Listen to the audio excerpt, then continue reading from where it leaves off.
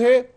हमर संग छत्तीसगढ़ के स्कूल शिक्षा मंत्री डॉक्टर प्रेम साय सिंह टेकाम मौजूद हैं। हमर संग प्राइवेट स्कूल एसोसिएशन छत्तीसगढ़ के सचिव राजीव गुप्ता जी मौजूद हैं। हमारे साथ शिक्षाविद डॉक्टर अजीत वरवणकर जी मौजूद हैं। आप तीनों पहुना मन के हमन बहुत स्वागत करत हन। कैसे हो ही पढ़ाई बहुत प्रासंगिक विषय है, बहुत प्रासंगिक चर्चा भी है। काबर की सोशल मीडिया से लेके तमाम जगह पे ये चर्चा है कि स्कूल शिक्षा अगर स्कूल ला खोले जाही तो कैसे संक्रमण ला रोके जाए, अगर स्कूल ला नहीं खोले जाए तो शिक्षा के व्यवस्था कैसे होई, पढ़ाई कैसे होई। मैं सबले पहली ये विषय में चर्चा पर डॉक्टर प्रेमसाय सिंह टेकाम जी का आना चाहूँ। प्रेमसाय जी, 19,000 स्कूल ला आपन क्वारंटाइन सेंटर बना के रखे हो।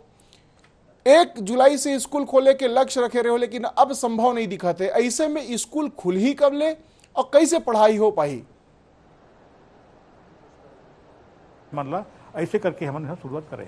हमार संग शिक्षाविद अजीत जी है। अजीत जी, आप मन लइका मन के मनोविज्ञान ला बहुत करीब से देखते हो, समझते हो। मोर आपसे जाने के विषय ये है, वर्चुअल एजुकेशन के बात होते पूरा दुनिया में, ये कतेक प्रभावी है, लइका मन के कतेक इंटरेस्ट में आए हैं और का ये में दूरगामी परिणाम निकल सकते? काबर की कोरोना अब ये बात माने जाते हैं कि हमारे संग रही कुछ लंबा समय तक, तो एकर का असर हो ही, वर्चुअल एजुकेशन कतेक कारगर है और का हमन ये स्थिति में हन कि अपन गांव देहात के जन लइका मन है तेन मन ला भी ई लर्निंग और वर्चुअल एजुकेशन से जोड़ सकन? बहुत अच्छा प्रश्न है। और कोरोना लंबे समय तक रही हमर संग, और ते अभी पढ़ाई तुहर द्वार एक बारे में बोले रहस। आज दोपहर को पढ़ाई तुहर द्वार में डॉक्टर वर्षा वरवणकर के क्लास रही और मैं देखे रहूँ वो कार्यक्रम ला। खुशी की बात यह है कि 40 मिनट के कार्यक्रम में पूरे छत्तीसगढ़ से 400 से ज्यादा लइका मन प्रश्न पूछे रहीस। 40 मिनट में 400 से ज्यादा अतका बने रिस्पांस हमन ला मिलत है पढ़ाई तुहर द्वार में। और मेरा ये मानना है कि ई लर्निंग ला भी हमार जो ये लइका मन है वो बहुत अच्छे से रिस्पांस देवत है। तकलीफ या चैलेंज समस्या है, सबके पास फोन इंटरनेट ये सुविधा है कि नहीं है, ये देखना, ये निश्चित करना, ये हमारा जरूरत है।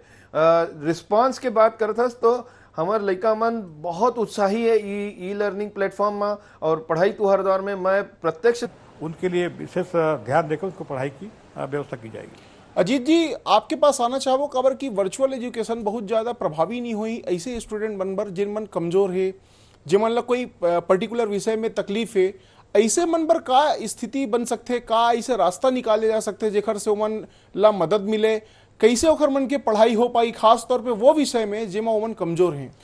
बिल्कुल, मैं आपको 2-3 बातें कहता हूँ कि डेफिनेटली यहाँ पे समस्या है, लेकिन मेरा ऐसा मानना है जहाँ समस्या है वहाँ समाधान भी है, जहाँ ताला है वहाँ चाबी भी है। और मेरा एक सुझाव ये है कि हम इस कोरोना की जो महामारी से जो परिस्थिति निर्मित हुई है, तो हम इसको समस्या न समझते हुए इसको हम अवसर के रूप में देखें। बात आती है कि बच्चों की पढ़ाई कैसे होगी। ये बात तो एकदम तय है कि जैसे नॉर्मल रूप में पढ़ाई होती थी वैसी नहीं होगी। ये स्कूल जुलाई, अगस्त, सितंबर आगे कब शुरू होगी इसके ऊपर भी संशय बना हुआ है। हो सकता है ये आगे कोरोना कैसे फैलता है, नहीं फैलता है, रुकता है, इसके ऊपर सब निर्भर करेगा। हमारे पास अभी ई लर्निंग, वर्चुअल लर्निंग के अलावा कोई भी और रास्ता नहीं है। ई लर्निंग में सिर्फ इंटरनेट बेस्ड नहीं है। एक सुझाव ये भी है कि हम डीटीएच के माध्यम से जा सकते हैं, जैसे स्वयं प्रभा है, शारदा है, पाल है, ऐसे बहुत सारे आईआईटीज ने ये चैनल्स बना के रखे हुए हैं। तो एक ये है कि जिन बच्चों में, जैसे अभी राजीव जी ने कहा कि 46 लाख बच्चे हैं, 20 लाख तक ही हम पहुंच पाए, तो अगर हम ये डीटीएच का माध्यम बनाते हैं या गांव में जाके ई चौपाल का कुछ एक स्वरूप देते हैं जहां पे एक बहुत बड़ा स्क्रीन बना के डिजिटल माध्यम से हम कंटेंट को डिस्प्ले करते हैं, वहां पे बच्चों को बताते हैं, तो इस तरीके से भी हम ज़्यादा बच्चों तक पहुंच पाएंगे। हाँ, ये जरूर है जो आप कह रहे हैं कि जो कमजोर बच्चे हैं तो उनके लिए हमें रिपीट क्लास लेना होगा या उनके लिए स्पेशल 1-to-1 ट्यूशन हम कर सकते हैं। लेकिन सारी चीजें अभी फिलहाल सोशल और फिजिकल डिस्टेंसिंग को लेते हुए ही हमें करना होगा। एक और मैं आपको यहाँ पे माननीय मंत्री जी भी हैं, तो एक सुझाव भी देना चाहता हूं कि चूंकि इस सेशन में पढ़ाई कम हो रही है, तो हमें यह भी देखना चाहिए कि क्या हम अपने पूरे करिकुलम को थोड़ा ट्रिम कर सकते हैं, क्या हम उसको 60% कर सकते हैं, 70% कर सकते हैं। और ये एक तरफा निर्णय नहीं होगा। इस निर्णय के लिए हमारे जैसे लोग, राजीव जी जैसे लोग, मैं कहता हूं एजुकेशन डिपार्टमेंट के साथ साथ हेल्थ डिपार्टमेंट और महाविद्यालय और साथ में इंडस्ट्री, इस तरीके के लोगों को बुला के एक गहरी चर्चा करें और देखें, पिछले सालों का रिकॉर्ड देखें कि 11वीं के सिलेबस में से कितना सिलेबस है। देखिए, वैसे भी एजुकेशन सिस्टम को लेके जमाने से बातें चलते आ रही हैं, हम बहुत सारे प्रयत्न और प्रयास करते भी आए हैं, तो हम क्या इसको ऐसा अवसर लेके कि हम अपने एजुकेशन सिस्टम को और कैसा बेहतर कर सकते हैं, क्या हम ऐसी चीजों को हटा दें जिसका बच्चे के एकेडमिक और करियर लाइफ में बहुत ज्यादा फायदा ना हो, उसकी जगह क्या हम लाइफ स्किल उसमें डाल दें, जिसको हम जैसे माननीय मंत्री जी बता रहे थे कि हमको इंटरेस्टिंग बनाना है, तो क्या हम स्टोरी टेलिंग के माध्यम से बच्चों को पढ़ा सकते हैं।